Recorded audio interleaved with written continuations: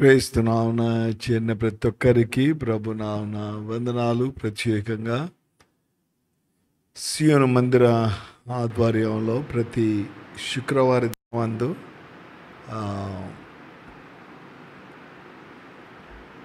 Favourite songs కార్యక్రమము, అంతేకాకుండా ప్రార్థనా సమయము, వాక్య సందేశం మనం కలిగి ఉంటా ఉన్నాం. 3 థింగ్స్ హ్యాపెనింగ్ ఒకటేసారి. శుక్రవారం ఫేవరెట్ సాంగ్స్, చాలాసార్లు మీకు ఇష్టమైన పాటలు సండే రోజు లేదా ఉమెన్స్ మీటింగ్లోనే మేము పాడి ఉండకపోవచ్చు, కానీ ఫేవరెట్ సాంగ్స్లో మీకు ఇష్టమైన పాట, కొంతమందికి హృదయాన్ని ఆకట్టుకునే పాటలు ఉంటాయి. ఆ పాటలు వింటూ ఉంటే వంట కూడా ఆఫ్ చేస్తారంటే ఈ పాట నాకు ఇష్టము అని. అలాంటి పాటలు పాడిస్తాం. దానికి ఒక 1 అవర్ కేటాయించాం. తర్వాత ప్రార్థనలు కూడా చాలా అవసరం. గడిచిన దాదాపు 17 దినాల నుంచి లేదా 18 దినాల నుంచి ఈ రానయింటున్న నవంబర్ మాసంలో, డిసెంబర్ మాసంలో మన అనేకమైన ప్రోగ్రామ్స్ ఉంటున్నాయి. ప్రత్యేకంగా డిసెంబర్ మాసంలో, ఈ నవంబర్ మాసంలో 14, 15, 16 దినాల్లో ఈ జాతర ఉంటా ఉంది దారూర్ అనే ప్రాంతంలో. 4-5 సంవత్సరాల నుంచి మన కరపత్రాల పరిచర్యకు వెళ్ళలేకపోతున్నాం పరిస్థితులను బట్టి. కానీ అక్కడ చక్కగా మనం కరపత్రాలు పంచవచ్చు, అన్నీ చేయవచ్చు మనం. ఆ ఫెసిలిటీ మనకు ఉంటా ఉంది అక్కడ. సో అవి జరగాలంటే ఫస్ట్ టైం మనం పోవడం అక్కడ. దేవుని కృప వల్ల తాండూరులో ఒక దైవజనులు వారి సంఘాన్ని ఓపెన్ చేశారు. ఎంతమంది అంటే ఒక 25-30 మెంబర్స్ రావచ్చు అని చెప్పాం. సో సహోదరులు ఉండడానికి, పాస్టర్స్ వెళ్తే వారు ఉండడానికి ఏర్పాట్లు చేశారు. సో ఆ పరిచర్య చక్కగా జరగాలంటే ప్రార్థన ద్వారా పరిచర్య జరగాలి. నంబర్ 1. రెండవది బైబిల్స్ డిస్ట్రిబ్యూషన్. సో ఇవన్నీ దొరకాలి మనకు. ఇంకా ఇప్పటి వరకు కన్నడ న్యూ టెస్ట్మెంట్స్ మనకు దొరకలేదు ఇంకా. సో కన్నడ న్యూ టెస్ట్మెంట్స్ మనకు దొరకాలి, మరాఠీవి దొరకాలి, ప్లస్ ఈ యొక్క కరపత్రాలు కూడా కావాలి. న్యూ టెస్ట్మెంట్సే కాకుండా కరపత్రాలు కూడా మనకు దొరకాలి. అవి దొరకాలి అంటే ప్రార్థన చేయాలి. సో దాని కొరకు మనము 18 దినాల క్రితం ఉదయముననే ఆర్తధ్వని ప్రార్థనలు అన్నమాట ఉంది. ఉదయముననే దేవునికి మన విన్నపములు తెలియచేయడం చాలా ప్రాముఖ్యం. ఒక కుటుంబాన్ని కలిస్తే ఆ కుటుంబం సమస్యల గుండా వెళ్తూ ఉన్నారు. వారికి చెప్పింది ప్రార్థన చాలా ప్రాముఖ్యం, మీకు ప్రార్థన అని చెప్పాను నేను వారికి. ప్రియ విశ్వాసులు, ఈ కార్యాలు జరగడానికి ఉదయం ఆ ప్రార్థనలు చక్కగా దాదాపు ఒక 10 నుంచి 15 మంది వస్తూ ఉన్నారు, మొరపెడుతున్నారు, ప్రభువా ఈ జాతర తర్వాత క్రిస్మస్ ప్రోగ్రాం 9 సెంటర్స్లో క్రిస్మస్ ప్రోగ్రాం జరగాలి. సంఘంలో క్రిస్మస్ ప్రోగ్రాం జరగాలి. గ్రాండ్ క్రిస్మస్ కొన్ని సంవత్సరాలు, దాదాపు 7-8 సంవత్సరాల నుంచి గ్రాండ్ క్రిస్మస్ మనం జరిగిస్తూ ఉన్నాం. ఆ కార్యక్రమం జరగాలి. చాలామంది క్రీస్తుని ఎరగని వారు వస్తారు. వీటన్నిటికి కూడా ద్రవ్యం కావాలి. ఎక్కడి నుంచి అంటే ప్రభు చెప్పాడు, నేను ఆకాశపు వాకిండ్లు నేను విప్పుతాను, మీకు ఇస్తాను అని చెప్పారు. ఇస్తానని చెప్పిన దేవుడు తప్పకుండా ఇస్తాడు. కానీ ప్రభు ఏం చెప్పాడంటే అడగండి అని చెప్పాడు. కాబట్టి అడగాలి. సో ప్రార్థనలు జరుగుతున్నాయి. సో ఫ్రైడే రోజు మనం ప్రత్యేకంగా ఈ యొక్క మనకు ఈ సంవత్సరము ప్రభు ఇచ్చిన సంవత్సరపు వాగ్దానము కదా. ప్రతి సంవత్సరం వాగ్దానం మనకు ప్రభు ఇస్తూ ఉన్నాడు. సో ఈసారి ప్రభు ఇచ్చిన వాగ్దానం ప్రకటన గ్రంథం 22వ అధ్యాయము 7వ వచనములు ఏముందంటే, ఈ గ్రంథములోని ప్రవచన వాక్యములను గైకొనువారు ధన్యులు. ప్రవచనములో ఉండే ఈ గ్రంథములోని ఏం గ్రంథం? పరిశుద్ధ గ్రంథం, పవిత్ర గ్రంథం, పరిశుద్ధ వాక్కులు కలిగిన గ్రంథం. సో ఈ గ్రంథములోని వాక్యులు గ్రహించేవాడు, అర్థం చేసుకునేవాడు ఆడు అంటే ధన్యుడు. మర్చిపోవద్దండి, ధన్యులము అవుతామని వాక్యం సెలవిస్తుంది. సో గ్రహించడంలో ఉపయోగము ఉందా లేదా అంటే ఉపయోగం ఉంది. కాబట్టి అందుకే 2000 సంవత్సరాల క్రితం లిఖితం చేయబడింది. మీరు గ్రహిస్తే మీరు ధన్యులో. యేసుప్రభు ఈ లోకంలో ఉన్నప్పుడు, ఆయన ఈ లోకంలో ఉన్నప్పుడు చెప్పిన మాటలు కొండ మీద ప్రసంగం చేస్తూ చెప్పాడు. హృదయ శుద్ధి గలవారు ధన్యులు. ఏమంటే వారికి ఏం దొరుకుతుంది అమ్మా? దేవుని చూచేది, దేవుని రాజ్యాన్ని స్వతంత్రించుకుంటారు, దేవునితో సహవాసం కూడా చేస్తారు. సో ఈ గ్రంథంలోని ప్రవచన వాక్యం. రెండవ విషయం, మొదటిది ప్రవచనాలు చాలా ఉన్నాయి. పాత నిబంధనలు ఇంతకుముందు కూడా చెప్పాను, 300 ప్రవచనాలు ఉన్నాయి. యేసు ప్రభుని గురించే ఆ ప్రవచనాలు ఉన్నాయి. ఒక్క విషయం చెప్తాను. సంఖ్యాకాండం 24వ అధ్యాయము 17వ వచనంలో, పాత నిబంధనలో కదా, మోషే వారు జీవించిన కాలంలో 24:17లో ఏముందంటే, ఆయన యాకోబు వంశము నుంచి వస్తాడు అన్న మాట మనకు కనిపిస్తూ ఉంది. చూద్దాం ఆ మాట కూడా చక్కగా మనము. సంఖ్యాకాండము 24వ అధ్యాయం, సంఖ్యాకాండము 24వ అధ్యాయం 17వ వచనం. ఆయనను చూచుచున్నాను కానీ ప్రస్తుతమున్నట్టు కాదు, ఆయనను చూచుచున్నాను కానీ సమీపముననున్నట్టు కాదు.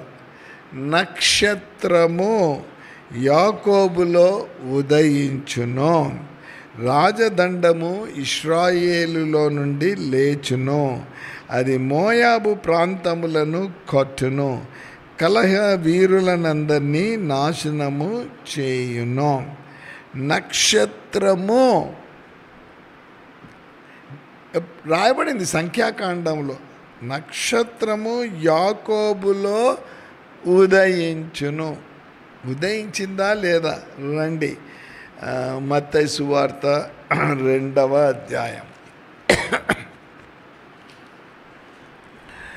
మత్తయి సువార్త 1వ అధ్యాయం మనం చూద్దాం. 1వ అధ్యాయంలో అబ్రహాము కుమారుడగు దావీదు కుమారుడైన క్రీస్తు వంశావళి అని రాయబడింది. 2వ వచనంలో అబ్రహాము ఇస్సాకును కనెను, ఇస్సాకు యాకోబును కనెను. అదే మనం చూస్తున్నాం, యాకోబును కనెను. ఆ తర్వాత మిగతాదంతా చూసుకుంటా వెళ్తే 6వ వచనంలో యెషై రాజైన దావీదును కనెను. అక్కడ అయినది. తర్వాత ఇంకా కొంతమంది కిందికి మనం వస్తే 16వ వచనంలో యాకోబు మరియ భర్త అయిన యోసేపును కనెను, ఆమె యందు క్రీస్తు అనబడిన యేసు పుట్టెను. నక్షత్రము ఉదయించును, యాకోబులో నుంచి నక్షత్రము ఉదయించును. రండి, లూకా సువార్త 2వ అధ్యాయం. లూకా సువార్త 2వ అధ్యాయం.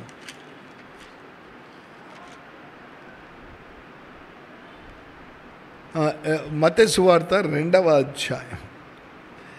మత్తయి సువార్త 2వ అధ్యాయం 2వ వచనం మర్చిపోకుండా గుర్తుపెట్టుకోండి. యూదుల రాజుగా పుట్టిన వాడెక్కడనున్నాడు, తూర్పు దిక్కున మేము ఆయన నక్షత్రము చూచి ఆయనను పూజింపవచ్చితిమని చెప్పిరి. సంఖ్యాకాండం 24వ అధ్యాయం 17వ వచనంలో నక్షత్రము ఉదయించును, నక్షత్రము యాకోబులో ఉదయించును. మత్తయి సువార్త 2వ అధ్యాయం 2వ వచనంలో మేము నక్షత్రాన్ని మేము చూచాము. రాజు పుట్టాడు, ఆ నక్షత్రాన్ని మేము చూచాం. సో ఆ నక్షత్రం గురించి పాత నిబంధనలో, నక్షత్రం గురించి కొత్త నిబంధనలో, తర్వాత ఇదే నీతి సూర్యుడు ఉదయించును అన్న మాట కూడా కనిపిస్తూ ఉంది. రండి, లూకా సువార్త 2వ అధ్యాయం, లూకా సువార్త 2వ అధ్యాయము. మనం ఒకవేళ 10వ వచనం, అయితే ఆ దూత భయపడకుడి, ఇదిగో ప్రజలందరికీ కలగబో మహా సంతోషకరమైన సువర్తమానము నేను మీకు తెలియచేయుచున్నాను. ఏంటిది ఆ యొక్క వార్త అంటే, ఇదిగో ప్రజలందరికీ కలగబోవు సంతోషకరమైన సువర్తమానము, లోకరక్షకుడు జన్మించు. సాదృశ్యం నక్షత్రం ఉదయిస్తుందని పాత నిబంధనలో చెప్పారు. కొత్త నిబంధనలో కూడా నక్షత్రము కనిపించింది అని చెప్పబడిన మాట. ఆ నక్షత్రమే ప్రపంచానికి సమాధానము, శాంతి తీసుకొని వచ్చేదిగా ఉంటుంది అన్న విషయాన్ని జ్ఞాపకం చేయబడ్డాం. సో ఎందుకు ఈ విషయాలు నేను చెప్పడం జరిగింది అంటే, ప్రవచనం నెరవేరబడింది. పాత నిబంధనలో ఉండే ప్రవచనము ఎక్కడ నెరవేరబడిందమ్మా? క్రొత్త నిబంధన. పాత నిబంధనలో యెషయా గ్రంథంలో మనకు శిశువు జన్మించి ఆయన భుజముల మీద రాజ్యభారం, ఆయన ఆలోచన, ఇవన్నీ లిఖితం చేయబడ్డాయి. నెరవేరిందా? కొత్త నిబంధనలో నెరవేరింది. ఆయన ఉదయించాడు, రక్షకుడు పుట్టాడు. ఉందా? రండి లూకా సువార్త. ఎందుకంటే కొంచెం ఇవన్నీ తెలుసుకోవడం మనకు మంచిది. లూకా సువార్త 2వ అధ్యాయం.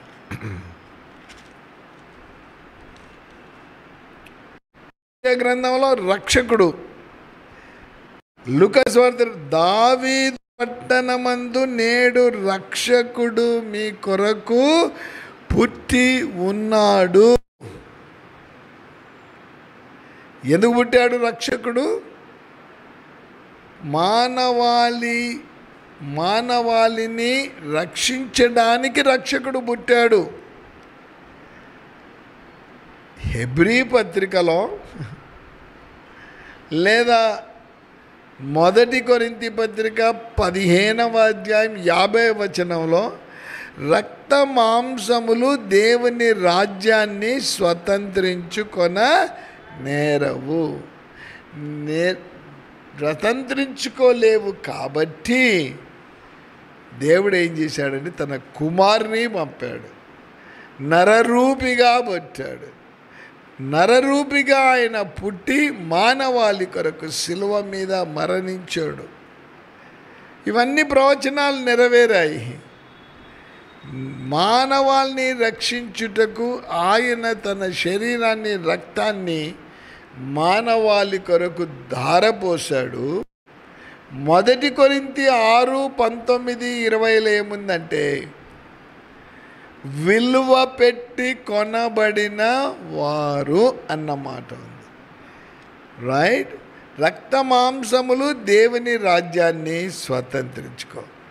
హెబ్రీ పత్రికలో ధర్మశాస్త్రము దేనినైతే నెరవేర్చలేకపోయిందో ధర్మశాస్త్రాన్ని నెరవేర్చలేకపోయింది. నెరవేర్చడానికి ఆయన వచ్చాడు. ప్రవచనాలు రండి, మత్తయి సువార్త 5వ అధ్యాయంలో ఏమి లిఖితం చేయబడింది? మత్తయి సువార్త 5వ అధ్యాయం. ఇలా జనరల్గా కొన్ని విషయాలు నేను మీకు తెలియజేస్తున్నాను, మనకు స్పష్టత ఉండాలన్న ఉద్దేశంతోనే. మత్తయి సువార్త 5వ అధ్యాయము 8వ వచనము. హృదయ శుద్ధి గలవారు ధన్యులు, వారు దేవుని చూచెదరు. నిర్గమకాండంలో మోషేతో ప్రభు చెప్తాడు, మోషే ఆ పరిసర ప్రాంతాలకు రావద్దని చెప్పు, వారిని అపవిత్రపరచుకోవద్దని చెప్పు, వచ్చి తర్వాత చనిపోతారు. మోషేతో మాట్లాడుతూ, ప్రభు నువ్వు కిందికి పో, నువ్వు ఇంకోసారి పోయి వారికి చెప్పు పరిశుద్ధపరచుకోవాలని. కారణం ఆ దేవుడు పరిశుద్ధుడు గనుక. మానవుని యొక్క రక్త మాంసాలు దేవుని రాజ్యాన్ని ఎందుకు స్వతంత్రించుకున్న నేరవు అంటే, దేవుడిచ్చిన పరిశుద్ధ జీవితాన్ని, పరిశుద్ధ శరీరాన్ని, రక్తాన్ని మానవుడు అవిధేయుడై దాన్ని చెడగొట్టేసుకున్నాడు. అందుకే అవి దేవుని రాజ్యాన్ని ప్రవేశించలేవు. అవి దేవుని రాజ్యంలో ప్రవేశించవు, కానీ మహిమ శరీరాన్ని అయితే ధరించుకుంటా. సో ఈ మట్టి శరీరం మహిమ శరీరాన్ని ధరించుకోవాలి అంటే, ఈ మట్టి శరీరం మలినము లేకుండా ఉండాలి. మలినము లేకుండా ఉండడానికి దేవుని కుమారుడు ఈ లోకానికి ఆయన వచ్చాడు. ఇన్ని ఎగ్జాంపుల్స్ ఎందుకు చెప్పానంటే, ప్రవచనములు నెరవేరబడ్డాయి అన్న విషయాన్ని మీకు. యాకోబు వంశం నుంచి ఉదయించును. ఇంకో మాట చూద్దాం. యెషయా గ్రంథం 11వ అధ్యాయం. యెషయా గ్రంథం 11వ అధ్యాయం 1వ వచనం. యెషయి మొద్దు నుండి చిగురు పుట్టును, వాని వేరుల నుండి అంకురము ఎదిగి ఫలించును. దావీదు వంశంలోంచి వస్తాడు. ఇంకో ప్రూఫ్ చూద్దాం. ఇర్మియా గ్రంథం, ఇంతకుముందు చెప్పాను ఈ విషయాలు, మరొకసారి జ్ఞాపకం చేస్తున్నాను. ఇర్మియా గ్రంథం 23వ అధ్యాయం. ఇర్మియా గ్రంథం 23వ అధ్యాయం 5-6 వచనాలు నేను మీకు చదివి వినిపిస్తా. యెహోవా ఇలాగు సెలవిచ్చుచున్నాడు, రాబోవు దినములలో నేను దావీదునకు నీతి చిగురు పుట్టించెదను, అతడు రాజై పరిపాలన చేయును. అతడు వివేకముగా నడుచుకొనుచు కార్యము జరిగించుచు భూమి మీద నీతి న్యాయములను జరిగించును. ఆయనకి ఇంకొక పేరు ఏం పెట్టబడిందంటే 6వ వచనంలో, నీతి అని అతనికి పేరు పెట్టబడును. పాత నిబంధనలో నీతి సూర్యుడు, నీతి అని అతనికి, ఎవరికి? ఈ లోకానికి నరవతారిగా వచ్చిన దేవుడు. మొదటిదేమో ప్రవచనాలు తెలియజేయబడ్డాయి పాత నిబంధనలో. ప్రవచనం నెరవేరింది ఎక్కడ? కొత్త నిబంధనలో. ఇంకేం జరగాలి? ఇంకోటి జరగాలి. మరి ఏం జరగాలి? ప్రభు రావాలి. ఆయన తప్పకుండా రావాలి ఈ లోకానికి. జరగనయ్యున్నవి ప్రవచనములు గ్రహిస్తే రాబో దినాల్లో జరగనయ్యున్నవి మనము నమ్మాలి. జరుగుతున్నవి చూస్తున్నాం. జరగనై ఉన్న దాని కొరకు విశ్వాసం ఉంచాలి. జరిగినాయి. మానవాళి కొరకు యేసు ప్రభు పుడతాడేనేమో పాత నిబంధనలో, పుట్టినాడు అని కొత్త నిబంధనలో ఆయన రారాజుగా రానై ఉన్నాడనేది ప్రకటన గ్రంథంలో నమ్మాలి. నమ్మకపోతే వ్యర్థం అయిపోతుంది. మనం వినడం వ్యర్థమవుతుంది, ఖర్చు పెట్టుకోవడం వ్యర్థమైపోతుంది. జాగ్రత్త పడాలి. జరగనై ఉన్న దాని కొరకు జాగ్రత్త పడాలి అని దేవుని వాక్యము సెలవిస్తూ ఉంది. ఇది నా ప్రత్యేకంగా మరి ఒకటి రెండు ప్రాముఖ్యమైన విషయాలు మనం చూద్దాం.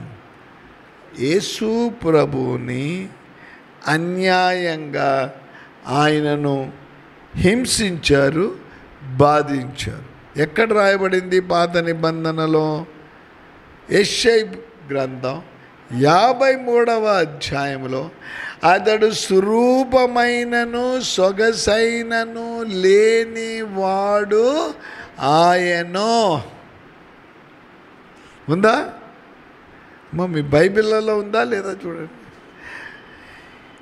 యెషయా గ్రంథం 53వ అధ్యాయం. అతడు స్వరూపమైనను సొగసైనను లేనివాడు ఆయన. అతడు పొందిన దెబ్బల చేత మనకు స్వస్థత కలుగుచున్నది. మన అతిక్రమముల కొరకు అతడు గాయపరచబడెను. ఇవి యెషయా ప్రవక్త రాసిపెట్టాడు. మన కొరకు గాయపరుస్తబడతాడు, మన కొరకు తృణీకరించబడతాడని, మన కొరకు విసర్జింపబడతాడని లిఖితము చేసి పెట్టినారు. జరిగినాయి, వాస్తవాలు జరిగినాయి. కీర్తనకారుడు అదే 35లో పాత నిబంధన విషయాలు కూడా తెలియజేస్తున్నాడు. చూడండి 35వ అధ్యాయం.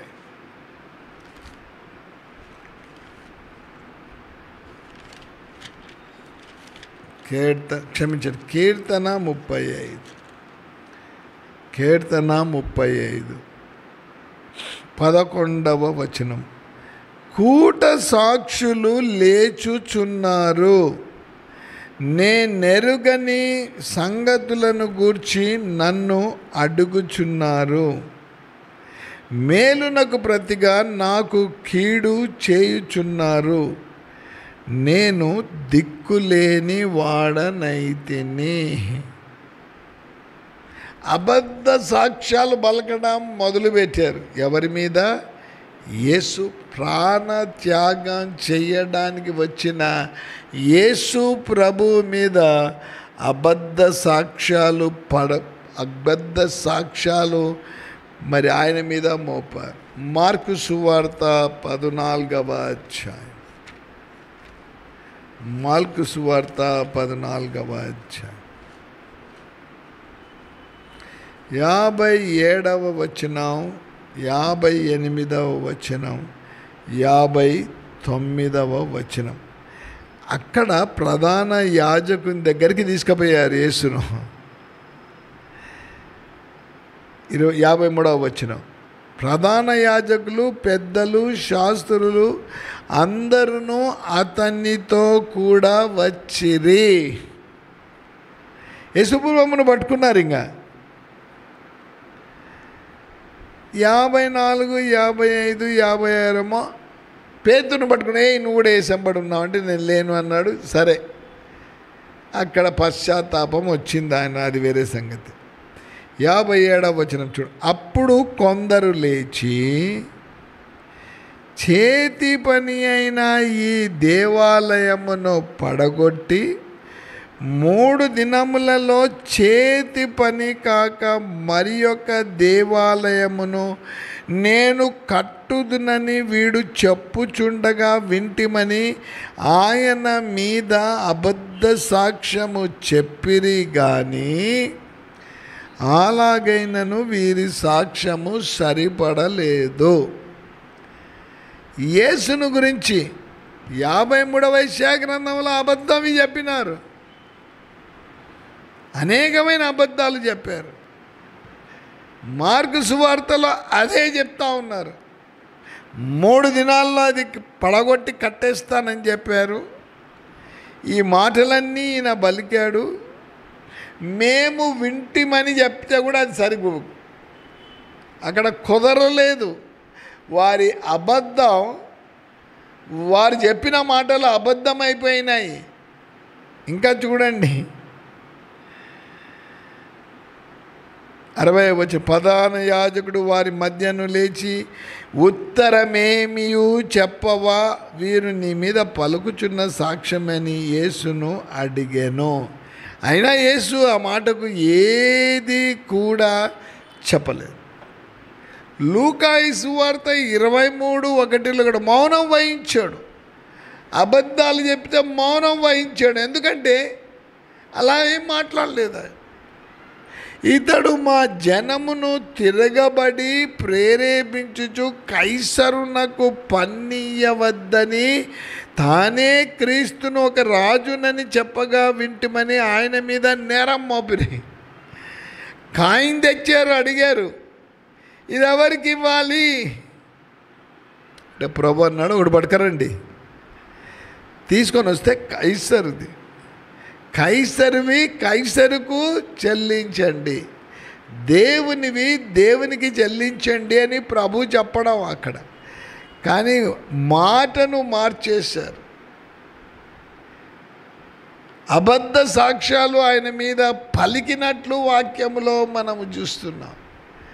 ఎవరి మీద అబద్ధ సాక్ష్యాలు పలికారు? మానవుని రక్షించడానికి వచ్చిన ఆయన మీద అబద్ధ సాక్ష్యాలు పలికారు. మానవుని పరమునకు చేర్చాలని వచ్చిన ఆయన మీద అబద్ధ సాక్ష్యాలు పలికారు. అబద్ధ సాక్ష్యాలు పలుకుతారు అని పాత నిబంధనలో లిఖితం చేయబడింది. ఏది కూడా తప్పుగా ఎక్కడా పలకలేదండి. ప్రవచనాలు నెరవేరాయి, కొన్ని ప్రవచనాలు నెరవేరనై ఉన్నవి అన్న విషయాన్ని కూడా మనము వింటా ఉన్నాం. ఆఖరికి మోడ విషయానికి వస్తే అది ఆల్రెడీ లిఖితం చేయబడింది పాత నిబంధనలో. ఈ లోకానికి వస్తాడు, శ్రమలు అబద్ధ సాక్ష్యము, ఇందాక చూసాం కదా అబద్ధ సాక్ష్యాలు అని. రండి, యెషయా గ్రంథం 53లో అబద్ధ సాక్ష్యాలు చెప్పారా లేదా, ఉందా లేదా, రండి చూద్దాం.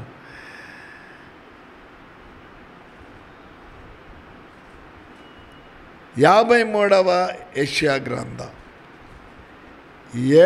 9వ వచనం, అతడు మరణమైనప్పుడు భక్తిహీనులతో అతనికి సమాధి నియమింపబడెను, ధనవంతుని యొద్ద అతడు ఉంచబడెను. ఆ మాట చూస్తున్నారా?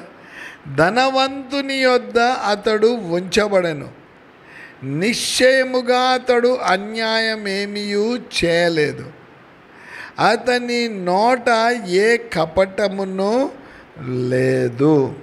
ఇంకేమున్నది చూడండి, కొనిపోబడెను అన్న మాట మనకు కనిపిస్తూ ఉంటుంది.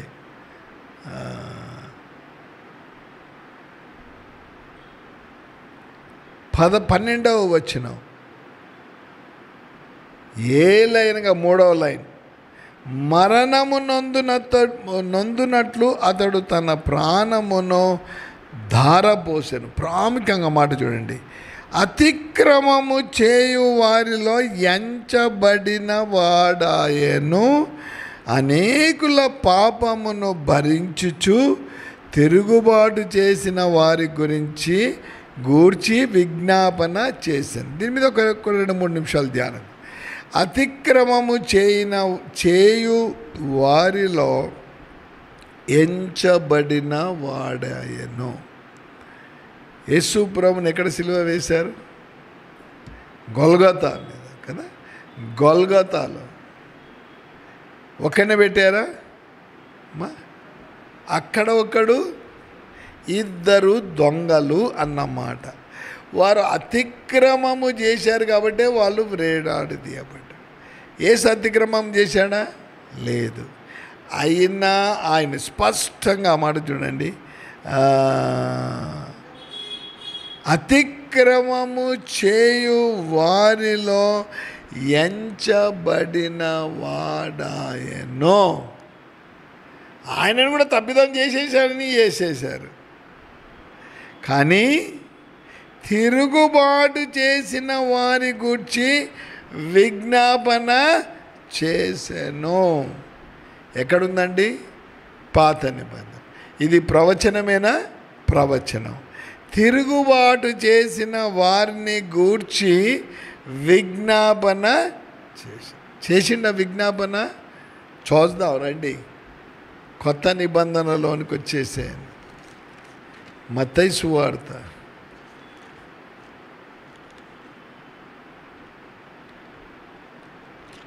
మత్తయి సువార్త 27వ అధ్యాయం.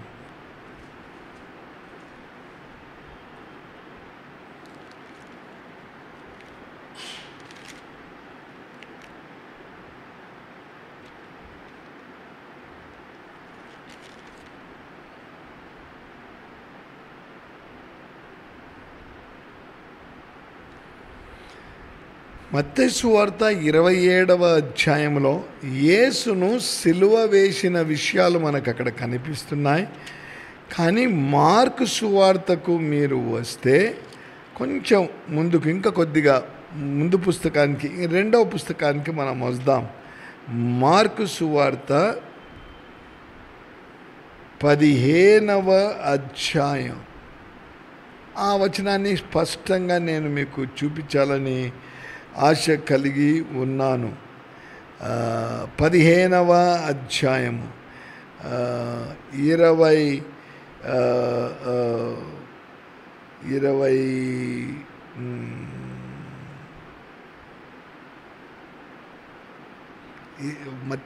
మార్కు సువార్త 15 లేకుంటే లూకా సువార్తలో స్పష్టంగా మాట ఉంటా ఉంది. తండ్రి, వీరేమి చేయుచున్నారో వీరు ఎరుగరు, వీరిని క్షమించు. చూద్దాం, మాట మనకు స్పష్టంగా మాట ఉంటా ఉంది. నేను మీకు చూపిస్తాను. అమ్మా చదవండి.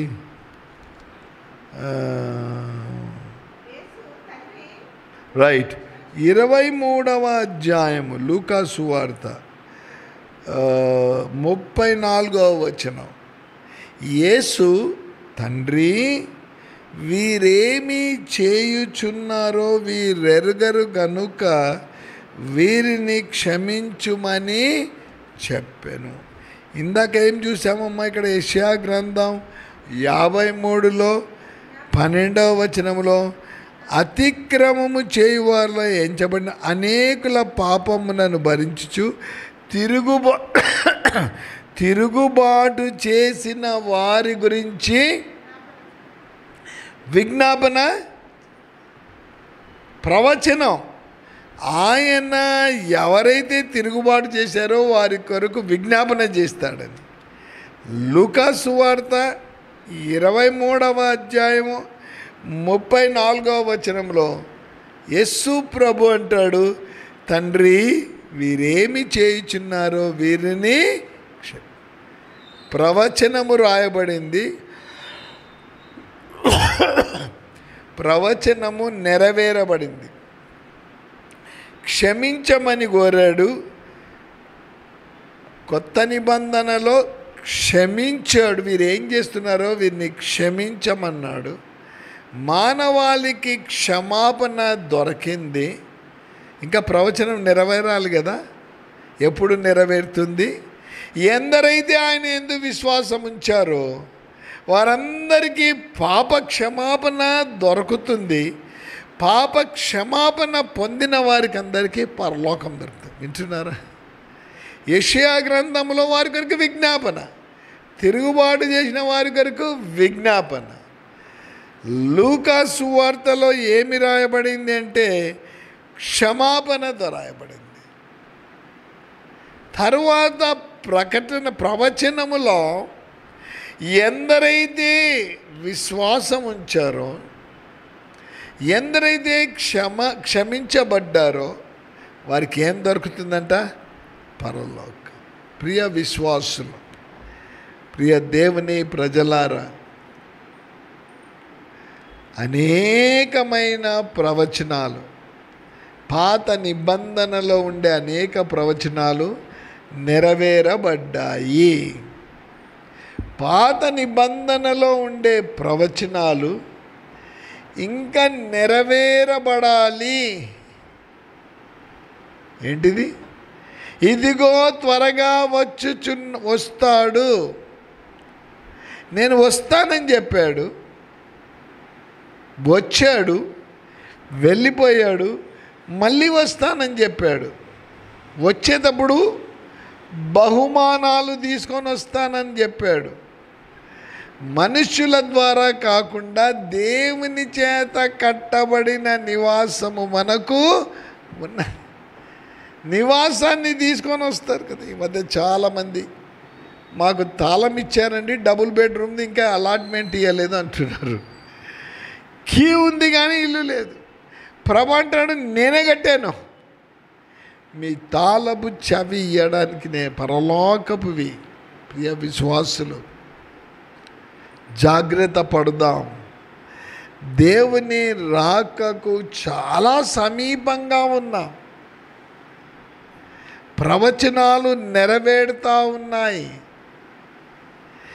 ఎప్పుడు ప్రపంచ పరిస్థితి ఎప్పుడు ఏమైపోతుందో ఎవరికి కానీ తెలియదు. ఎప్పుడైపోతుందో ఏం సంగతో తెలియదు. కానీ తప్పకుండా ప్రవచనాలు నెరవేరుతాయి. ప్రభు వస్తానని చెప్పిన దేవుడు తప్పకుండా వస్తాడు. ఎప్పుడు వస్తాడో కానీ ఒకటేం రాయబడింది ప్రకటన గ్రంథంలో? ఇదిగో నేను త్వరగా వస్తాను. రావాలి అంటే ప్రతి నాలుక స్తుతించాలి, ప్రతి మోకాల నామమున. అది జరగాలి అంటే ప్రవచనాలు నెరవేరాలి. ఎప్పుడు చూస్తాడో తెలియదు. దొంగ వలే వస్తాను అని శిష్యులు అడిగారు. ఏదో క్లూ నాకేం తెలియదు నేను ఎప్పుడు వస్తాను.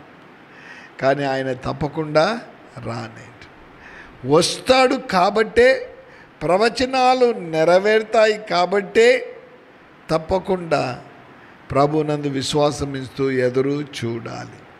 ప్రభు చిత్తమైతే యెషయా గ్రంథంలో రాయబడిన ప్రవచన వాక్యాలు కొత్త నిబంధనలో నెరవేరినాయి. నెరవేరినవి రానయ్యున్న దినాల్లో ఏమి జరగనంటున్నాయని విషయాలు మరి నేను డిసెంబర్ మాసంలోనే చెప్తాను. ఎందుకంటే ఇంకా 2 వారాలు ఉన్నాయి. ఒక వారం పాస్టర్ డేవిడ్ పరదేశ్ గారు చెప్పారా, ఒక వారము రూబెన్ పాస్టర్ గారు చెప్పాలి. సో అద్భుతమైన ఈ యొక్క ప్రవచన వాక్యాలు అంతా కలిసి మనం ఒక 6 వారాలే ధ్యానిస్తాం. ఆఖరి వారం అయితే అసలు శుక్రవారం ఉండదు, సిద్ధపాటు కోడికలు ఉంటాయి. ప్రియ విశ్వాసులు, త్వరగా వస్తానని ఎవరు చెప్పారమ్మా? సాతాను చెప్పాడు. త్వరగా వస్తానని ప్రభు చెప్పాడు. వస్తాడు తప్పకుండా. నీవు నేను సిద్ధంగా లేకపోతే విడిచిపెట్టబడతా. ప్రభు ఆలస్యమైంది.